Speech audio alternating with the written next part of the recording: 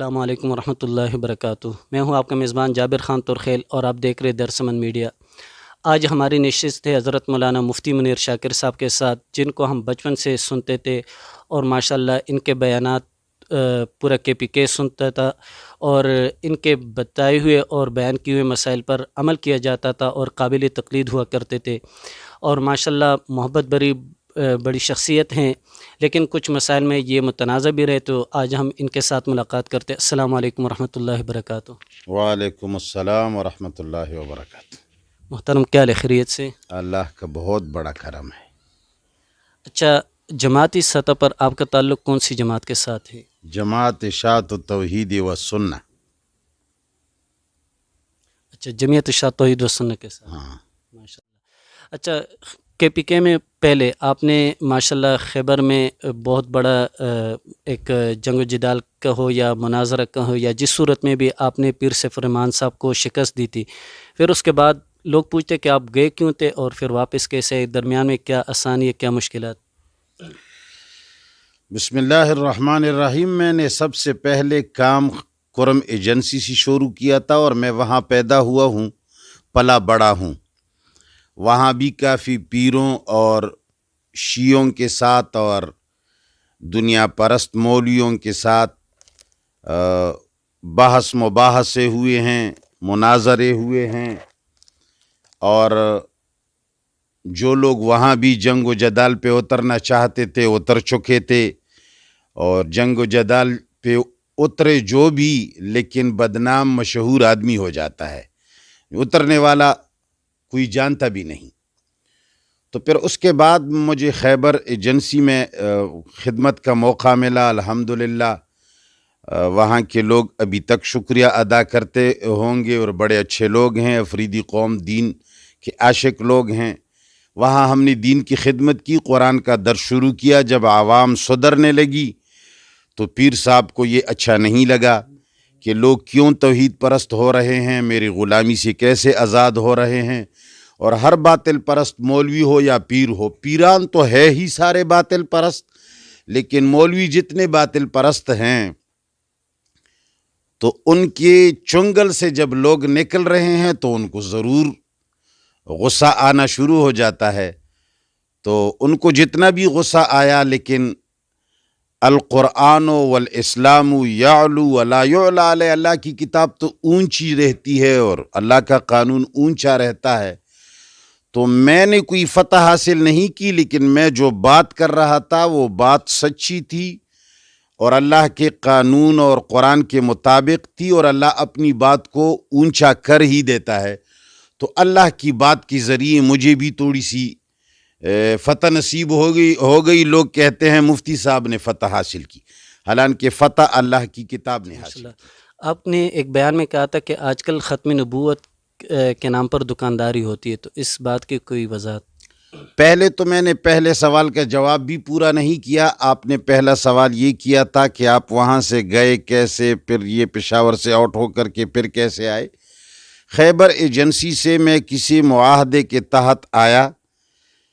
سرکاری افسروں جو جھوٹ اور وعدہ خلافی کے ڈون رہتے ہیں، ان کے ساتھ کوئی معاہدہ ہوا، انہوں نے معاہدے کی خلاف ورزی کرتے ہوئے مجھے جیل میں ڈالا۔ کئی سال مجھے سلاخوں کے پیچھے گزارنا پڑا۔ پھر میں جب نکلا تو یہی سرکار مجھے نہیں چھوڑتی، ایک جگہ سے نکالا، دوسری جگہ سے نکالا، یہاں آپ کے لیے خطرہ ہے، یہاں آپ ہمارے لیے خطرہ ہیں۔ مشکلاتوں میں زندگی گزری، میں نکلا نہیں، مجھے نکالا جا رہا تھا۔ تو اب الحمدللہ ایک وقت ایسا آیا کہ بہت سارے مشکلات ختم ہو چکی ہیں، اگرچہ کچھ اب بھی ہیں، اور دین کی خدمت پہلے سے کرنا چاہتا تھا، مجھے کوئی چھوڑ نہیں رہا تھا۔ اب تو لوگوں نے کچھ نہ کچھ چھوڑا ہوا ہے۔ اب آیا دوسرا سوال، جو آپ نے دوسرا سوال کیا، وہ ذرا دہرائیں تاکہ لوگوں کو یاد ہو بیان میں جائے۔ فرمایا تھا کہ آج کل ختم نبوت کے نام پر دکانداری ہوتی ہے، تو اس کی کوئی وضاحت؟ میں صرف ختم نبوت کے بارے میں ہی نہیں، میں سارے دین کے بارے میں کہتا ہوں، چونکہ رسول اللہ صلی اللہ علیہ وسلم کو اللہ تعالیٰ نے فرمایا تھا قُل لا اسألکم علیہ اجرا، کہ اے نبی ان لوگوں سے کہہ دیجئے کہ میں دینی بزنس مین نہیں ہوں۔ وہاں سے پتہ چلتا ہے کہ دین پہ بزنس بھی ہو سکتا ہے اور دین اخلاص کی بنیاد پر بھی پھیلایا جا سکتا ہے۔ تو دو شقیں قرآن سے معلوم ہو رہی ہیں، اس لیے میں نے یہ وضاحت کر دی ہے کہ لوگ اسی شق کو ترجیح دے رہے ہیں جس کی اللہ نے نفی فرمائی ہے، اور اللہ نفی اس چیز کی کرتا ہے، نہیں اس چیز کی کرتا ہے جو لوگ کرنے والے ہوں۔ اب اللہ نے کبھی یہ نہیں فرمایا کہ آسمان پر مت چڑھو، اس لیے کہ کوئی چڑھ ہی نہیں سکتا، چڑھتا ہی نہیں ہے۔ زمین کے اندر نیچے تہ میں مت جاؤ، نہیں فرمایا، اس لیے کہ کوئی پہنچ ہی نہیں سکتا، جاتا ہی نہیں ہے۔ لیکن اللہ کہتا ہے مال مت لو میرے دین پر، تو اس کا معنی یہ ہے کہ لوگ لے رہے ہیں، وَلَا تَشْتَرُوا بِآيَاتِي ثَمَنًا قَلِيلًا۔ تو اگر میں دکانداری کی بات کرتا ہوں تو میں یہ پوری دین کے بارے میں کہتا ہوں کہ اکثر لوگ دین پہ دکانداریاں کرتے ہیں۔ اگر اخلاص کے بنیاد پر دین کی خدمت ہوتی تو لڑائیوں کی کیا ضرورت ہے، بری باتوں کی کیا ضرورت ہے، آؤٹ پٹانگ جھوٹ بنانے کی کیا ضرورت ہے؟ یہ ساری چیزیں جبھی تو دین میں داخل ہو جاتی ہیں جب دین دنیا کا ذریعہ بن جاتا ہے۔ تو میں کہا کرتا ہوں کہ یہ بزنس ہے، اور یہ میں اس لیے بھی کہتا ہوں کہ جو لوگ ختم نبوت کا ڈنڈورا پیٹ رہے ہیں، جو لوگ قرآن کریم کے درس کا ڈنڈورا پیٹ رہے ہیں، جو لوگ کسی اور سنت یا شریعت کا ڈنڈورا پیٹ رہے ہیں، تو ذرا مجھے بتا دیں کہ کیا قرآن کریم میں صرف وہی مسائل ہیں جو وہ آدمی ڈنڈورا پیٹ رہا ہے؟ مثال کے طور پر موحدین لوگ ہیں، قبر پرستی حرام ہے، بت پرستی حرام ہے، تو آیا کیا قرآن میں صرف بت پرستی آئی ہے؟ کیا صرف قرآن کریم کے اندر قبر پرستی آئی ہے؟ کیا اس میں شخصیت پرستی کو شرک نہیں کہا گیا؟ اتخذوا احبارہم ورہبانہم اربابا من دون اللہ کو حرام نہیں کہا گیا؟ اگر قرآن میں ہزاروں مسائل ہے اور ایک شخص صرف ایک مسئلے کے پیچھے پڑا ہے، نہ شرعی پردے کا خیال رکھتا ہے، نہ جھوٹ کا خیال رکھتا ہے، نہ کسی کی بد اخلاقی کا خیال رکھتا ہے، نہ حسد کو چھوڑتا ہے، اور نہ کسی اور گناہ کو چھوڑ رہا ہے، اور صرف ایک کام کے پیچھے لگا ہے، تو دکانداری نام کس چیز کا ہے؟ ایک بات۔ دوسری بات یہ ہے کہ جو لوگ ختم نبوت کا ڈنڈورا پیٹ رہے ہیں، میں یہ نہیں کہتا کہ سارے غلط ہیں، میں یہ نہیں کہتا کہ ان میں کبھی میں نہیں کہتا، لیکن کچھ جو اپنے گریبان میں جھانکے، اور میں لا علی التعیین کسی کو اشارہ کروں، اگرچہ مجھے اشارہ میں نے کیا نہیں ہے، نہ کر رہا ہوں، لا علی التعیین بات کر رہا ہوں۔ ختم نبوت کا معنی یہ ہے کہ محمد مصطفیٰ صلی اللہ علیہ وسلم کے بعد کسی قسم کی نبوت باقی نہیں ہے، یہی معنی ہے۔ جو لوگ ختم نبوت کے ڈان بن رہے ہیں، ختم نبوت کے نام پہ پوری دنیا میں گھوم رہے ہیں، ختم نبوت کی تقاریر میں ایک ملکہ انہوں نے پیدا کیا ہے، میں ان سے ذرا سوال کروں کہ جن کتابوں کو تم پوجتے ہو، جس دین کو تم مانتے ہو، جن کتابوں کا ڈنڈورا پیٹ رہے ہو، جن کتابوں سے اخذ کر رہے ہو، جس کو پڑھو اور پڑھا رہے ہو، کیا ان کتابوں کے اندر ختم نبوت کی خلاف باتیں موجود نہیں ہیں؟ کیا تمہارے تمام متصوفان بشمول شاہ ولی اللہ رحمۃ اللہ علیہ کی، کیا ہر کسی نے یہ نہیں لکھا کہ نبوت دو قسم کی ہے، ایک نبوت تشریعی ہے، ایک نبوت غیر تشریعی ہے؟ نبوت تشریعی رسول اللہ صلی اللہ علیہ وسلم پر ختم ہو گئی ہے، اور نبوت غیر تشریعی جو ہے یہ تا قیامت جاری رہے گی۔ کیا یہ بات ختم نبوت کے خلاف نہیں ہے؟ کیا غلام احمد قادیانی علیہ ما علیہ نے انہی کتابوں سے استدلال نہیں کیا اپنی کتابوں میں؟ کیا تمہارے ان آقاؤں کے حوالے انہوں نے نہیں دیے کہ تمہارے سب آقاؤں نے لکھا ہے کہ نبوت غیر تشریعی تا قیامت جاری رہے گی، لہٰذا قادیانی علیہ نے کہا کہ میں وہی نبی غیر تشریعی ہوں۔ تم لوگوں نے ان کے خلاف جب قلم اٹھائی اس کو کافر کہا، تو جو تمہارے لوگوں کے حوالے انہوں نے دیے تو تم لوگوں نے اپنے لوگوں کے خلاف کیوں کچھ نہیں کہا؟ کیا ختم نبوت سے وہ لوگ بالا تر تھے؟ کیا ختم نبوت کا مسئلہ ہمارے اکابرین سے چھوٹا ہے؟ ایک اور بات، جو تم لوگ کہتے ہو ضعیف روایات کی بنیاد پر کہ خواب نبوت کا 46واں حصہ ہے، خواب نبوت کا 46واں حصہ ہے، اور یہ اب تک باقی ہیں، لوگ نیک خواب دیکھ سکتے ہیں، تو کیا 46واں حصے کے تم قائل نہیں ہو کہ 46واں حصہ اب بھی باقی ہے؟ تم تو کہتے ہو ختم نبوت، ہم کسی طرح کسی کی کوئی نبوت نہیں مانتے۔ یہ ہم اگر کہیں تو میرے خیال میں حق بجانب ہوں گے۔ وہ لوگ اگر کہیں جو خواب کو 46واں حصہ مانتے ہیں اور رسول اللہ صلی اللہ علیہ وسلم پر جھوٹ باندھ کر من کذب علی متعمدا فلیتبوأ مقعدہ من النار سے نہ ڈرتے ہوئے، اور وہ یہ سمجھتے ہیں کہ نبوت اب بھی 46واں حصہ اس کا باقی ہے، تو ان کو ختم نبوت پہ کام کرنے کا حق ہے؟ ختم نبوت کی بات میں کروں اس لیے کہ میرا ایمان نبوت کا باقی ہے، نہ 50واں حصہ باقی ہے، نہ 1000واں حصہ باقی ہیں۔ نبوت، جدید نبوت آنا ہی رسول اللہ صلی اللہ علیہ وسلم پر بند ہوا ہے۔ نبوت جاری ہے لیکن کوئی نبی نہیں آ سکتا، بس وہی نبوت ہے جو رسول اللہ صلی اللہ علیہ وسلم پر آئی ہے، اور جو رسول اللہ صلی اللہ علیہ وسلم نبی ہیں۔ تو بہرحال میرا مقصد صرف یہ ہے کہ ختم نبوت پہ تجارت نہ کی جائے، صحیح ختم نبوت بیان کی جائے، اور ختم نبوت کے علاوہ دیگر بھی احکامات قرآن میں ہے ان کو بھی مان لیا جائے۔ کسی کی پیچھے گالی دینا یہ بھی حرام ہے، اس کو بھی چھوڑا جائے۔ بیویوں کا شرعی پردہ یہ بھی کیا جائے۔ قرآن اور سنت میں دیگر بھی ہزاروں مسائل ہیں، تمام قرآن کو تسلیم کیا جائے، تمام سنت کو مان لیا جائے، اور قرآن اور سنت کے خلاف کوئی بھی کام نہ کیا جائے۔ اب اگر سارے دن کو پس پشت ڈال کر ایک مسئلے کے پیچھے ہم لگیں تو اگر دکانداری نہ ہوئی تو کیا ہوا؟ اچھا، ایک سوال یہ کیا جاتا ہے کہ آپ کا حلیہ علماء جیسا نہیں ہے، تو اس کے بارے میں پھر آپ کیا فرماتے ہیں؟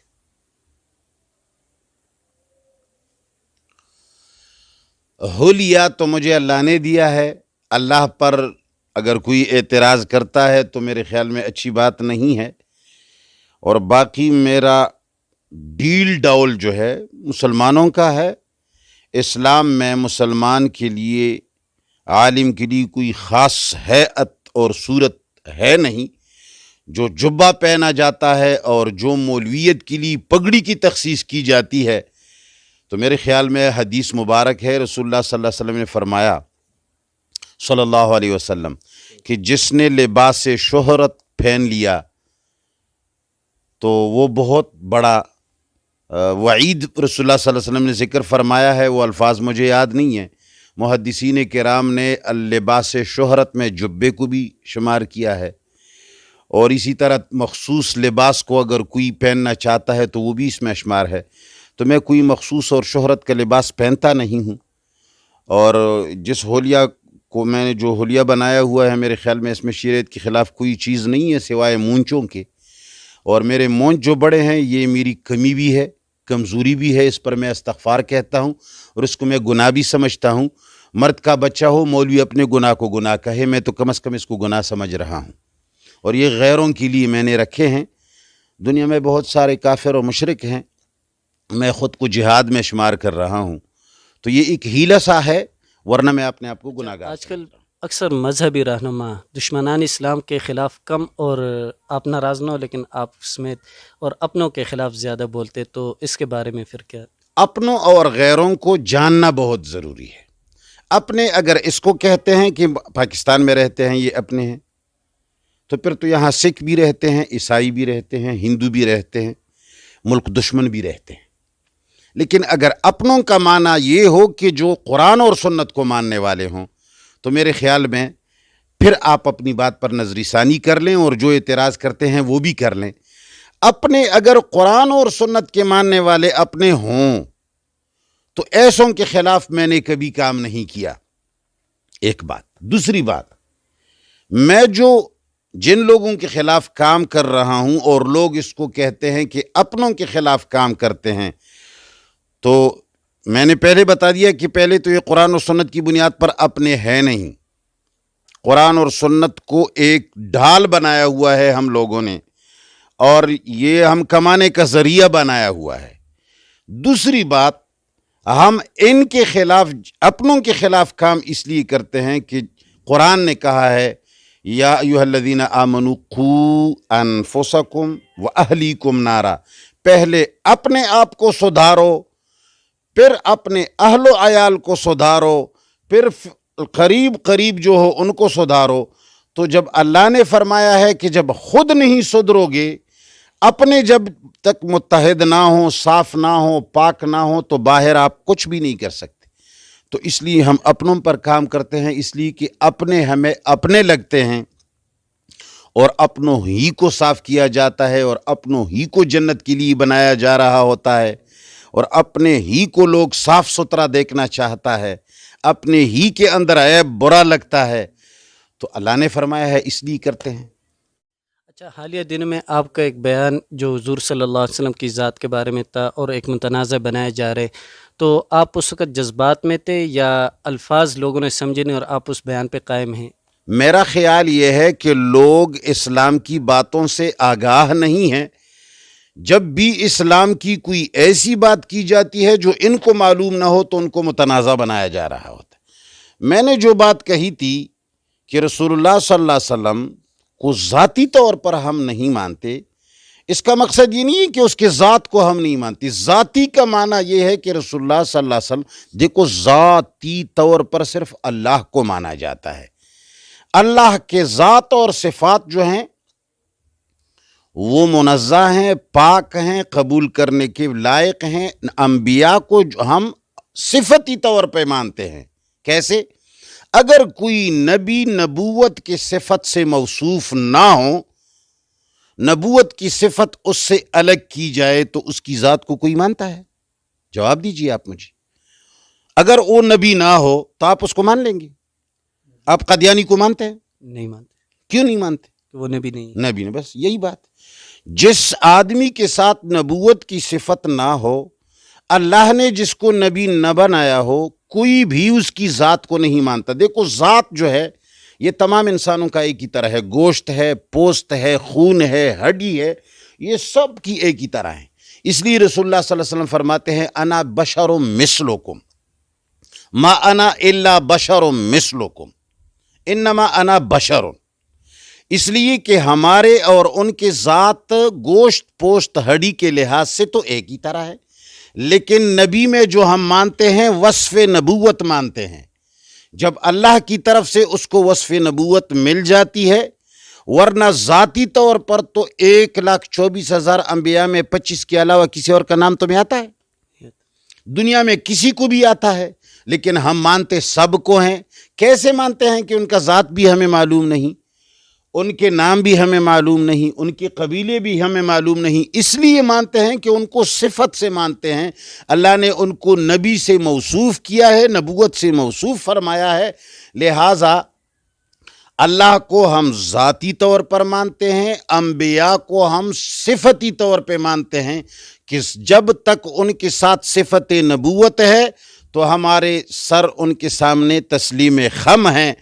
اگر کسی کے ساتھ صفت نبوت نہیں ہے، جس طرح کہ غلام احمد قادیانی ہے، جس طرح کے مسیلمۃ الکذاب تھے، جس طرح کی دیگر بہت سارے خدائی نبوت کے دعوے دار ہیں، جن کے ساتھ صفت نبوت نہ ہو، ہم ان کو نہیں مانتے، حالانکہ ذات تو ان کا بھی گوشت پوشت اور ہڈی سے بنا ہوا ہے، ان کی بھی نسب لوگ کہتے ہیں کہ وہ یہ سید ہے، یہ خان ہے، یہ نواب ہے، یہ اتنے بڑے قبیلے سے ہے، یہ ہاشمی ہے، یہ اموی ہے، کہہ سکتے ہیں لوگ، لیکن ان کو ہم نہیں مانتے جب تک وہ نبی نہ ہو۔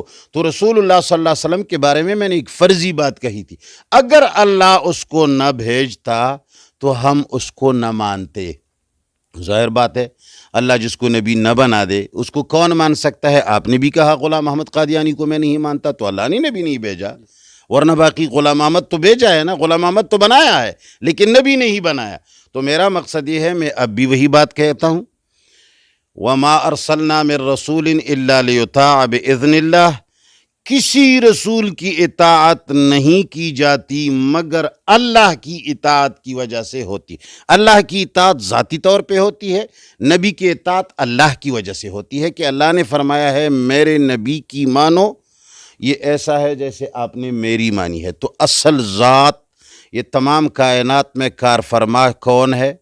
بس یہ بات کرتے ہیں، آج کل دین کو میڈیا اور کیمروں کا محتاج بنایا جا رہے، مطلب ہم اکثر دینی طبقات میں یہ ہے کہ میڈیا کے لیے محتاج بنتے جا رہے، تو اس کے بارے میں آپ کیا فرماتے؟ دین کیمرے کا محتاج نہیں، اسلام کیمرے کا محتاج نہیں۔ مولوی کی ذات جو شہرت کی بھوکی ہوتی ہے، وہ اپنی ذات کی شہرت چاہتا ہے، وہ اپنی ذات کی ریا چاہتا ہے، تو اس کی ریا اور اس کی شہرت یہ کیمرے کا محتاج ہوتا ہے، تو وہ اس بہانے سے کہتا ہے کہ نہیں جی میرا تو مقصد ذات نہیں ہے، میرا مقصد دین ہے۔ حالانکہ دین کسی بھی چیز کا محتاج نہیں، یہ اللہ جل جلالہ جس طرح چاہے کسی سے بھی کام لے سکتا ہے۔ دین کیمرے کا محتاج نہیں، مولوی کیمرے کا محتاج ہے۔ اچھا، آخر میں اس چینل پر ایک خوش الحانی کے ساتھ کوئی ایک جملہ۔ میں یہ کہوں گا کہ تم تو کہتے تھے رونے سے بدلیں گے نصیب، تمہاری اس بات نے مجھے زندگی بھر رونے نہ دیا۔ ایک جملہ یہ کہ قرب ساحل بھی تھا، غرق ہونے کی حالت دیکھی، قرب ساحل بھی تھا، غرق ہونے کی حالت دیکھی، دوست موجود تھے ساحل پہ، صداقت دیکھی، پھر یہ نہ کہنا کہ طوفان سے گھبراؤ نہیں، میں نے دھاروں سے الجھنے کی حماقت دیکھی۔ ماشاءاللہ، یہ تھے حضرت مولانا مفتی منیر شاکر صاحب، جنہوں نے ماشاءاللہ بڑے اچھے انداز سے ہمارے سوالات کے جوابات دیے، اور اللہ تعالیٰ ان کی عمر میں برکت عطا فرمائے۔ والسلام۔